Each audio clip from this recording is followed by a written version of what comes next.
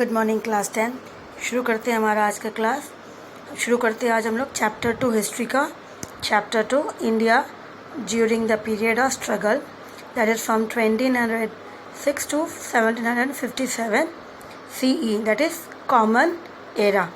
इस पीरियड में क्या क्या स्ट्रगल हुआ, कितने लोग इंडिया में, कौन कौन लोग इन्वेड करने आए और 1757 तक कितने सारे स्ट्रगल्स किए इंडिया ने, उसके बारे में डिस्कस करेंगे। तो आगे बढ़ते हैं, शुरुआत करते हैं। नाउ इसमें थोड़ा सा जो मिक्स होगा, जो आपने क्लास 7 में हिस्ट्री पढ़ा था, 6, 7, 8 में जो हिस्ट्री पढ़ी थी, वो इसका थोड़ा मिक्सचर होगा, क्योंकि ये बेसिक वही है इसमें से। फिर एक बार रिव्यू करते हैं, एक बार फिर से वापस उसी चीज़ों को यहाँ पर मिक्स करके पूरा थोड़ा थोड़ा करके आगे बढ़ेंगे। India was continuously attack by foreign invaders. कहा कि इंडिया जो है कंटिन्यूसली इंडिया के ऊपर फॉरेन इन्वेड हो रहा था, बाहर से लोग जो थे वो इंडिया पे अटैक कर रहे थे ना। इंडिया ब्रेवली, उन्होंने हर अटैक को ब्रेवली जो है अपोज किया। जितने सारे इन्वेशंस हुए उनके साथ लड़ाई लड़ी और सभी को वापस भेजा अपोज करके। The Indians defeated the initial, साथ साथ देखा गया कि द इंडियंस जो थे उन्होंने डिफीट किया इनिशियल अरबियंस जो थे, जो इंडिया में इन्वेड कर रहे थे बार बार। अरबियंस एंड द मुस्लिम्स इन्वेडर्स जो थे वो इन्वेड करने को घुसपैठ कर रहे थे and force out of the country. तो इंडियंस ने उन सभी को बार बार हराया और इन सभी को इंडिया से फोर्सली बाहर निकाला। ड्यूरिंग द टाइम ऑफ अमर खलीफा, कहा गया अमर खलीफा जो थे 636 see that is 7th century. कौन सी सेंचुरी होगी है? 7th century. ठीक है, तो 7th सेंचुरीज में देखा गया द फर्स्ट नेवल इन्वेशन किया गया। नेवल मतलब शिप के through, naval invasion of the Arabians. अब उन्होंने कहाँ पे? Thane, that is Bombay side में, that is coastal area, Bombay side में, महाराष्ट्र साइड में। तो इसी एरिया में विद द हेल्प ऑफ किसके थ्रू हुआ है? शिप के थ्रू। तो उन्होंने फर्स्ट नेवल इन्वेंशन किया था। किसने? अमर खलीफा, ड्यूरिंग 636 में। नाउ इट इज़ मेंशन, और ये चीज़ें हमें पता कहाँ से चली? It is mention in the book name. ये बुक, एक बुक में मेंशन की गई है, फुतुल अल बुल्दन। ये चीज़ें जो है उसमें मेंशन किया गया था उसके बारे में, लेकिन ये भी लिखा गया दैट वाज अनसक्सेसफुल। अरेबियंस ने, अमर खलीफा ने कोशिश किया था लेकिन वो सक्सेस नहीं हो पाए। तो ये चीज़ें जो थी ये हमें पता चला with the help of a book named as फतुल अल बुल्दन। फिर बाद में कहा गया after this the Arabian invaded, लेकिन वो अपने इन्वेड जो थे वो बंद नहीं कर रहे थे, वो कोशिश कर रहे थे कैसे भी करके वो आगे बढ़े। तो उन्होंने इन्वेड किया Bharuch, that is Gujarat side में।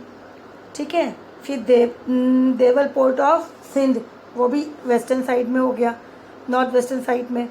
इन्होंने कोशिश की सिंध में, और सिंध में जो रूलर्स थे वो ने भी इनको रोकने की कोशिश की। So this इन्वेशन way also unsuccessful, ये भी अनसक्सेसफुल रहा। और सिंध में उस समय जो था रूलर जो थे वो चाच थे, इसीलिए उस रूलर्स के नाम में जो बुक लिखी थी Chachnama, book was written by that king. एक रूलर थे सिंध के, और उनके नाम पे भी एक बुक लिखी गई थी Chachnama, and it has been mention in his book. उस बुक में मेंशन किया गया था that struggle of Deval and the Arabians army commander जो थे मुदरय वॉज डिफीटेड एंड किल्ड, कि वो जो अरबियंस सोल्जर्स जो थे, उसके कमांडर जो थे मुदरय, वो उनके साथ जो लड़ाई हुई थी वो बहुत स्ट्रॉन्ग लड़ाई हुई थी, और उसमें अरबियंस जो कमांडर्स था वो मारा गया, वो हारा भी और मारा भी गया। साथ साथ फिर देखा गया in the year 712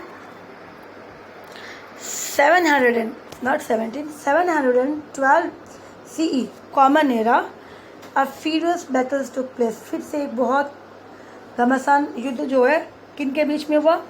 Mohammad bin Qasim and Dahir, ये भी किंग थे, किसके? सिंध के किंग थे। बाबा दूरिया अगेन रिटन अ बुक, उसने अपने बुक में लिखा, और लिखा किसने? बाबा दूरिया ने, कि it was a very furious battle which has never been seen before. कि इससे बड़ी लड़ाई, खतरनाक लड़ाई, घमासान लड़ाई जो है उससे पहले अब तक किसी ने नहीं देखी थी, जो ये लड़ाई इनके बीच में हुई थी, Mohammad bin Qasim and Dahir the ruler of Sindh, उस समय। फिर कहा गया इट इज़ मेंशन अगेन, इस लड़ाई को भी उस बुक में मेंशन किया गया, चर्चनामा के बुक में मेंशन किया गया है। नाउ द खफीर कहा गया that is non Muslim, the Indians, ठीक है। तो खफीर यहाँ पे ये अरबियन वर्ड्स है, मीन्स द नॉन मुस्लिम्स, और यहाँ पे नॉन मुस्लिम जो है तो इंडियंस हो गए। उन्होंने अरबियंस को जो थे कहा गया they have surrounded in 4 side, पूरे चारों साइड से उनको क्या क्या घेर लिया। और ये जो अरेबियंस थे जो मिडल में, वो कंफ्यूज्ड हो गए और उनकी ताकत के सामने वो जो थे डिसमेंटल हो गए, मतलब तितर बितर हो गए कि अब लड़े कैसे, कि हम तो पूरे साइड से घिर गए। तो इसी तरह से कहा गया, और वो बहुत बुरी तरीके से हारे, अरेबियंस जो थे वो बहुत बुरी तरीके से हारे। तो इसी तरह से इन्हें बार बार हराया गया। इंडियन रूलर्स ने कोशिश की कि अरेबियंस इन्वेडर्स को इंडिया में एंटर करने ना दे, ठीक है। In between all this coincidentally an arrow struck the chest of Dahir. तो इसी तरह से जब उनको सराउंडर कर दिया था चारों तरफ से, और जब इनको मार रहे थे तो उसी तरह से एक जो तीर थी जाके Dahir, that was the king of Sindh, जो लड़ रहे थे इनके साथ में, उनके चेस्ट में जाके लग गई। Who was riding on an elephant, जो एलिफेंट में राइड कर रहे थे, और ही डाइड कोइंसिडेंटली, उनको वो घायल हो गए और वो मारे गए। लेकिन फिर भी कहा गया उनके जो बेटे थे जो युद्ध में लड़ रहे थे, दैट इज राजकुमार जयसिया, और उसकी जो माता थी एम्परर रानी बाई ज्योति, इन दोनों ने भी अपने राजमहल को उनको सौंपा नहीं, बल्कि इन दोनों ने भी प्रोटेस्ट किया, लड़ा, खड़े रहे। तो इसी तरह से हर बार कई बार देखा गया है कि इन्वेडर्स इन्वेड करने की कोशिश कर रहे हैं, लेकिन इंडियंस ने उनको रोकने की बहुत कोशिश की। वैसे ही मोहम्मद गजनवी जब यहाँ पर इंडिया में इन्होंने सेंट्रल में जब आए, तो वहाँ पे रूलर्स ने उनको जब हराया, तो वो जाके फिर लास्ट में अल्टीमेटली नॉर्थ में चले गए, कश्मीर में, जहाँ पे जयपाला एंड आनंदपाला उस समय वहाँ पर रूल कर रहे थे। उन्होंने उनको इन्वेड किया, उनसे लड़ाई लड़ी। फिर उसी तरह से मोहम्मद गौरी कहा जाता है 17 टाइम्स उन्होंने इन्वेड किया इंडिया को।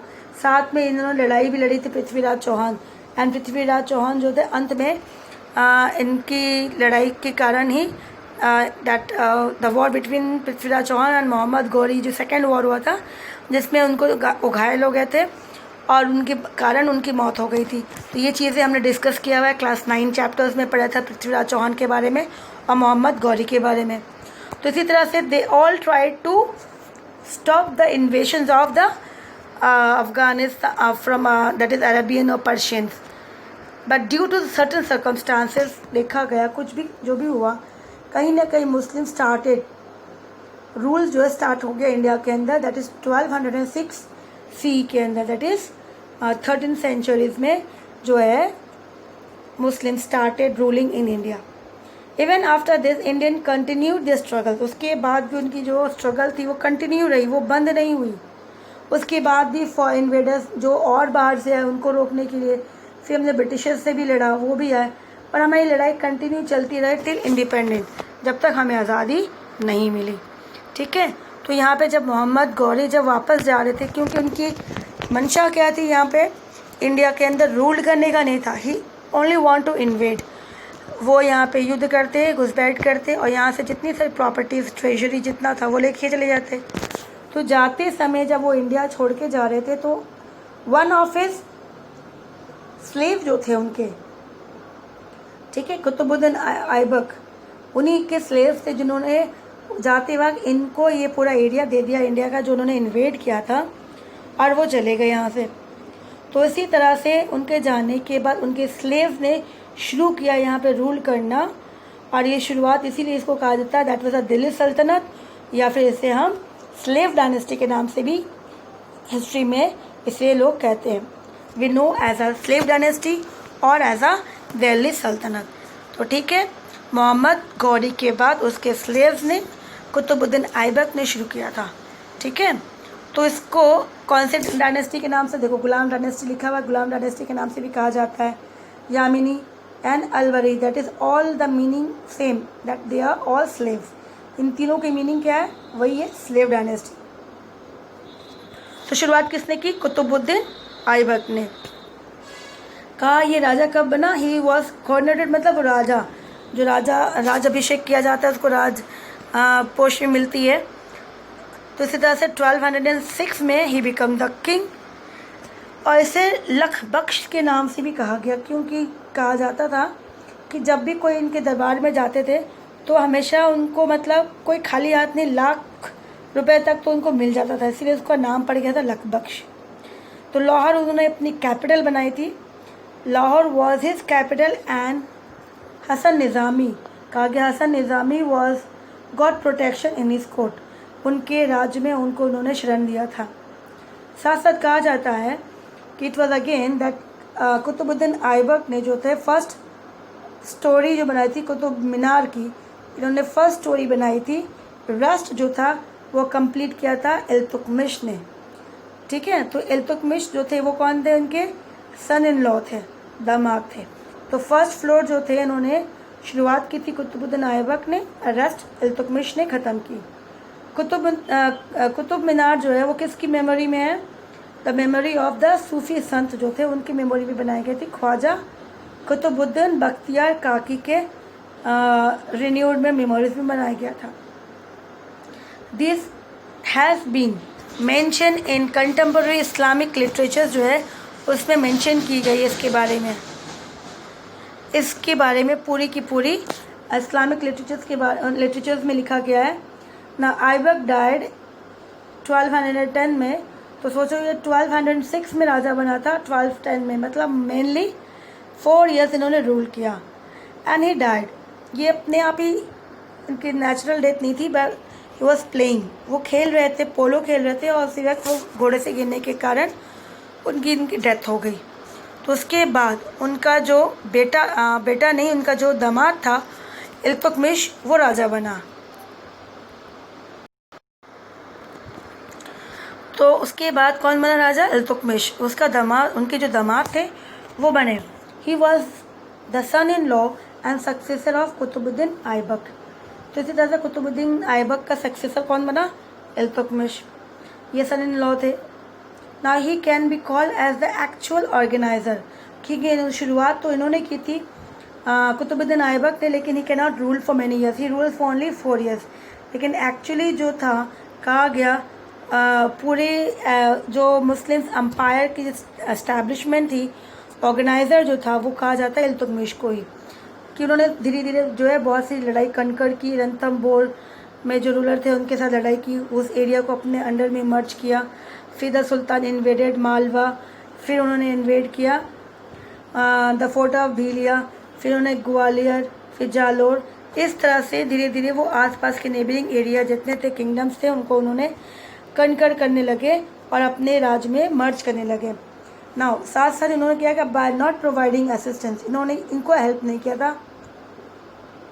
ख्वारिश शाह सन मंगबरनी, इनको इन्होंने हेल्प नहीं किया था क्योंकि वो नहीं चाहते थे, बिकॉज इल्तुतमिश अवॉइडेड, क्योंकि उनको ये लड़ाई पसंद नहीं था, क्योंकि ये दुश्मन किनके थे? ये मंगोलियन चंगेज़ खान के दुश्मन। तो इसी तरह से वो नहीं चाहते थे कि चंगेज़ खान जो है इनके पीछे पड़े, इसके लिए उन्होंने उनको असिस्ट हेल्प नहीं प्रोवाइड किया। फिर आता है इल्तुतमिश के बाद रज़िया सुल्ताना। ना रज़िया सुल्ताना से पहले इल्तुतमिश इनकी जो था, कहा गया कि after the assassinations of Ruknuddin Firoz Shah, ये जो थे रुकनुद्दीन फिरोज शाह, ये रज़िया सुल्तान के स्टेप ब्रदर थे, हाफ ब्रदर, ठीक है, जिसे हाफ ब्रदर कहा जाता है। उनकी खुद की मदर्स के नहीं थे, स्टेप मदर्स, तो इसी तरह से इसको स्टेप ब्रदर भी बोल सकते हैं या फिर हाफ ब्रदर बोल सकते हैं। तो उस तरह से इल्तुतमिश ने अपनी, उनको पता था कि इनके तीनों बेटे में से एक, जितने सारे इनके बेटे थे, कोई भी बेटा जो था उनका वो लायक नहीं था। तो उन्होंने अपनी डॉटर के लिए कहा था कि she will be the next successor, लेकिन उससे पहले ही उन्होंने क्या किया, रुकनुद्दीन ने उनके फादर को असैसिनेट किया। असैसिनेशन का मतलब होता है मार देना, ठीक है ना, मृत्यु देना, हत्या कर देना, हत्या, ठीक है। तो इसका मतलब क्या? असैसिनेशन का मतलब होता है हत्या करना। तो फिर उसके बाद लेकिन ये जब ये राजा बना, लेकिन इसने इसके जो रूल में थे वो बहुत ही कम था, 1 ईयर भी नहीं था, उससे भी कम थे, 1 साल से भी कम टाइम पीरियड था जब इसने रूल किया। लेकिन लोग जो थे इससे खुश नहीं थे, नाखुश थे, जिसके कारण रज़िया सुल्तान ने भी इसको क्या किया, इनकी हत्या करने के बाद वो रूलर वहाँ पे उसने अपना, जो उसके पापा ने उनको कहा था कि she will be the successor, तो उसने अपने पापा का वचन पूरा किया और वो वहाँ के रूलर बन गई। नाउ जब वो सक्सेसर बनी, has chosen Razia as a successor, उसके पापा ने चूज़ किया था ना। अब लेकिन जो टर्किश एरिस्टोक्रेट्स थे, जो पैसे वाले थे, नोबल्स थे, जो बोलते रिलीजियस के हेड होते हैं, जो मिनिस्टर्स को हेल्प करते हैं, मिनिस्टर्स के बीच में रहते हैं, हेल्प करते हैं, वो उनसे खुश नहीं थे। वाई? बिकॉज रज़िया कंटिन्यूड, वो तो एक लेडी थी, एक फीमेल थी, सबसे पहली बात थी वो फीमेल थी। दूसरी बात, शी नेवर यूज़ पर्दा, वो कभी पर्दा नहीं करती थी, और वो मेनली जो ड्रेसेस पहनती थी वो ड्रेस कोड मेल जैसा होता था, कोट कैप वेयर करना। इसी तरह से she also appointed and name Malik Jamaluddin कयूब, ये जो उन्होंने इसको अपॉइंट किया था आमिर खुरार, that was superintendent of the royal stables. तो इसके कारण भी जो थे उनके जो टर्किश एरिस्टोक्रेटिक पीपल्स थे, रिच पीपल्स जो थे, नॉबल्स जो थे, वो इनसे खुश नहीं थे, और वो सभी चाहते थे कि इसको हटा के उसके भाई को वापस राजा बना दिया जाए। क्योंकि अगर उस रज़िया ने रुकुद्दीन फिरोज को, अगर उसने उसकी हत्या करने के बाद वहाँ की रूलर बनी, एज अ किंग बनी, लेकिन इसके अलावा भी उसके और भी भाई थे, स्टेप ब्रदर्स, और भी स्टेप ब्रदर्स थे, तो लोग चाहते थे कि उसको वहाँ पे राजा बना दिया जाए। ठीक है। फिर बाद में due to which the Turkish aristocrat become annoyed, जिसके कारण वो उससे गुस्सा हो गए कि साथ साथ उसने एक ऐसे इंसान को जो एक पहले से उसने जो वो सही नहीं है, उस इंसान को उसने एक पोस्ट दे दिया। साथ साथ इन्होंने क्या किया, during the campaign of crawling with the revolt by the rulers, यहाँ पे फिर उन्हें, और साथ में जो लड़ाई लड़ी आसपास की नेबरिंग एरियाज़ के साथ, तो साथ में जो कैंपेनिंग करते थे, आगे जाते थे क्रोलिंग, तो रिवोल्ट किया किसके साथ, Sirhind, revolted by the ruler Sirhind. Ruler कौन था, कहाँ का राजा था वो, सरहिंद का। ना याकुत जो थे वो वापस क्या हो गए, इसकी हत्या हो गई याकुत की। याकुत की हत्या होने के बाद रज़िया ने क्या किया, जब देखा कि अब उसने जिसको अपॉइंट किया था उसकी हत्या हो गई, उसकी कैंपेनिंग के दौरान में जब वो निकली थी आसपास की एरिया को मर्ज करने के लिए उनके साथ, तो उसको लेके गई थी याकुत को। फिर बाद में रज़िया ने शादी की अल्तुनिया, ठीक है, Altunia, but both we assassinated. लेकिन बाद में जो एरिस्टोक्रेटिक टर्किश वाले एरिस्टोक्रेटिक थे, उनको ये दोनों ही पसंद नहीं थे कि एक लेडी जो है वो रूल करे उनके ऊपर, तो उन्होंने फिर क्या किया, कॉन्स्पिरेसी, उनके लिए षड्यंत्र जो था पूरा का पूरा उन्होंने किया, और लास्ट में दोनों की हत्या करवा दी गई, असैसिनेटेड इन 1240 में। उसके बाद बहराम शाह रूल्ड, फिर उसके बाद मसूद शाह रूल्ड, फिर नसरुद्दीन महमूद, ये सारे जो थे उसके स्टेप ब्रदर्स थे। और बाद में जो उनके पीछे जो था, जो रूल कर रहा था एक्चुअली जो था, वो नसीरुद्दीन वॉज गयाजुद्दीन बलबन। तो इसी तरह से, क्योंकि उन्हें भी पता था कि इनके जो भाई है वो भी इनकैपेबल है, तो ये सिर्फ और सिर्फ एक कठपुतली की तरह रूल कर रहे थे। लेकिन उनके पीछे कौन था, नसरुद्दीन, ठीक है, बिहाइंड नसरुद्दीन वॉज गयाजुद्दीन बलबन। तो इस तरह से इन सभी भाइयों के पीछे जो था, जो उनको वो करवा रहे थे, वो गयाजुद्दीन बलबन थे। तो इसी तरह से सभी के मरने के बाद, इनको एसिनेटेड करने के बाद, गयाजुद्दीन बलबन ने अपना डायनेस्टी शुरू किया, और वो था, उसे नाम दिया गया था बलबन डायनेस्टी। ठीक है।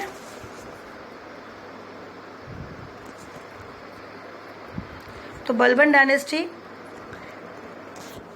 बलबन डायनेस्टी, उलग खान जिसे बलबन के नाम से कहा जाता है, belong to the famous band of 40 Chahalgani group of Turkish slaves of Iltutmish. तो ये कौन था बलबन, जैसे मैंने कहा कि बलबन जो था उसने उसके भाइयों को यूज़ किया था, क्योंकि उसे पता था उसके भाई जो थे लायक नहीं है, और इसलिए उसको एज अ पपेट यूज़ करने के बाद लास्ट में उसने खुद रूल करना शुरू कर दिया। तो ये 40 ग्रुप ऑफ टर्किश जो स्लेव्स थे उन्हीं में से एक था वो, ठीक है। The famous band of 40 Chahalgani, that was slaves groups 40 उसके ग्रुप्स के, उनमें से एक ये खुद एक स्लेव था इल्तुतमिश का, और उसने उनके बेटे के यूज़ करने के बाद वो खुद वहाँ का राजा बना। सो ही असेंडेड द थ्रोन इन 1265 में वो वहाँ पर राजा बना। एंड ही रिस्ट्रक्चर्ड, इन्होंने बहुत क्या किया, सबसे पहले कि जिस चीज़ की उसको पता था कि वीकनेस क्या है इस राज्य में, तो उसने उसको मिलिट्री, कोई भी राज्य जब तक वो स्ट्रांग उसकी मिलिट्री नहीं होगी वो कभी भी जीत नहीं हासिल कर सकता।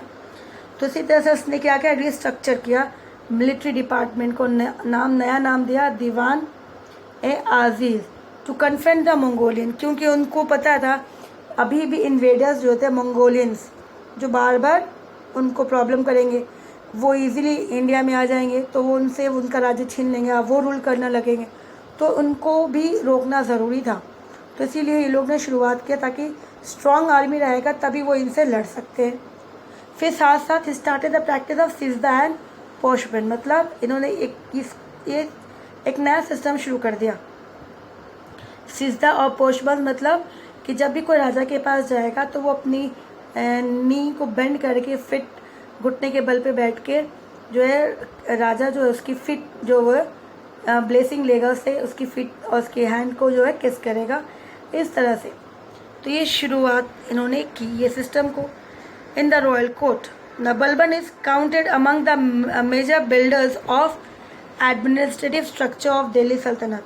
तो इन्होंने बलबन ने भी बहुत कुछ अच्छा काम किया था, कुछ स्ट्रक्चर बनाई थी दिल्ली सल्तनत के अंदर। साथ साथ ही adopted the policy of iron and blood. जैसे इसमें क्वेश्चन आता है इस चैप्टर में जो क्वेश्चन आएंगे 4+1 की, मतलब एक क्वेश्चन आंसर होगा 4 मार्क्स वाला, एक होगा 1 मार्क्स का, तो दोनों ही इंपॉर्टेंट है। तो जैसे अंडरलाइन पढ़ते हैं तो अंडरलाइन कर देंगे, जैसे अभी मैंने कहा आयरन एंड ब्लड वाला, और 4 मार्क्स की बलबन को आयरन एंड ब्लड पॉलिसी के लिए क्यों कहा जाता था। तो उन्होंने ये पॉलिसी अपनाई थी iron and blood against the enemies, की खून के बदले खून, जो जैसा करेगा उससे वैसे ही मिलना चाहिए। इन विच द मैन वे, तो ये क्या करते थे, युद्ध में जो भी उनके दुश्मन होते थे, जब वो हार जाता सामने वाला दुश्मन, तो उसमें से उनके man and mens were killed, तो वो क्या करते, मैन को मार देते थे। Womens and childrens were enslave, womens और चिल्ड्रंस को, बच्चों को वो गुलाम बना देते थे, ताकि उनके राजमहल में उनके लिए काम करे गुलाम बन के। So after the death of Balban, जब बलबन का डेथ हो गया 1286 में, the struggle between various groups of aristocrat took a bloody form. अब इसके मरने के बाद कि अब कौन बनेगा राजा, और जितने सारे वहाँ पे वापस से एरिस्टोक्रेट पैसे वाले थे वो आपस में लड़ने लगे कि रूल वो करेंगे। इस तरह से उनके बीच में शुरुआत होगी ब्लडी फॉर्म्स वाले ना। जलालुद्दीन खिलजी एसिनेटेड कुमेर इन 1290s में and declare himself as a sultan. तो इनके बीच में जो ज़्यादा पावरफुल हुए वो थे जलालुद्दीन खिलजी, और उन्होंने किसको एसिनेट किया, किसकी हत्या की, कुमेर की। और इसी तरह से उन्होंने घोषित किया कि वो अब से दिल्ली सल्तनत के रूलर्स हैं। तो ruling principle of Balban has been quite famous. History के अंदर बलबन की रूलिंग जो पॉलिसी थी वो फेमस है, जिसके लिए इसको याद किया जाता है बलबन। दूसरा जो है वो आयरन एंड ब्लड पॉलिसी वाला, वो बहुत फेमस है। Balban believe that king is a representative God on the earth. इनका बलबन का मानना था कि किंग जो है वो रिप्रेजेंटेटिव किसका है, गॉड का है। भगवान तो है लेकिन पृथ्वी धरती पे जो है भगवान जो है वो खुद किंग होता है। So his major function including keeping law and order under control, eliminate of thieves and robberies, crushing the anti administrative revolts of Rajput landlords. तो उन्होंने क्या क्या काम किया था, सबसे पहले कि रूल्स बनाया, लॉ बनाया, उसे मेंटेन करना बहुत ज़रूरी था। और जो चोर थे, जो डाकू थे, उनको हटाया गया। वो उनके राज्य में कोई भी चोर डाकू ऐसा कोई नहीं था। और जो भी उनके खिलाफ एंटी एडमिनिस्ट्रेटिव करेगा उनको वो पकड़ के जेल में डाल देंगे। और रिवॉल्ट किसके साथ हुआ, उनकी आसपास राजपूत। तो ये था राजपूत वाला एरिया जहाँ पे इनके साथ रिवॉल्ट, ताकि ये एरिया जो है वो स्लेव डायनेस्टी मतलब दिल्ली सल्तनत धीरे धीरे मर्ज कर ले। तो शुरुआत हुई थी धीरे धीरे इसी तरह से अब ये देखो एरिया कि धीरे धीरे ये इतना एरिया जो था वो दिल्ली सल्तनत ने शुरुआत की। तो ये कब का किसका पीरियड है? ये था इल्तुतमिश और अभी हमने बलबन के साइड में देखा। फिर जैसे जैसे आगे बढ़ेगा वो एरिया जो धीरे धीरे वो और बढ़ेगा। तो इसी तरह से फिर बलबन को हराने के बाद कौन आ गया? दूसरा डायनेस्टी कौन आ गया? जलालुद्दीन खिलजी। तो हम लोग जलालुद्दीन खिलजी कल शुरू करेंगे। आज के लिए इतना ही। तो पहला जो बेसिक कंसेप्ट अभी जैसे बताया मैंने वो याद रखना, क्योंकि चैप्टर्स में 1 मार्क्स और 4 मार्क्स क्वेश्चंस दोनों ही आएंगे, तो इसीलिए दोनों ही पढ़ना है।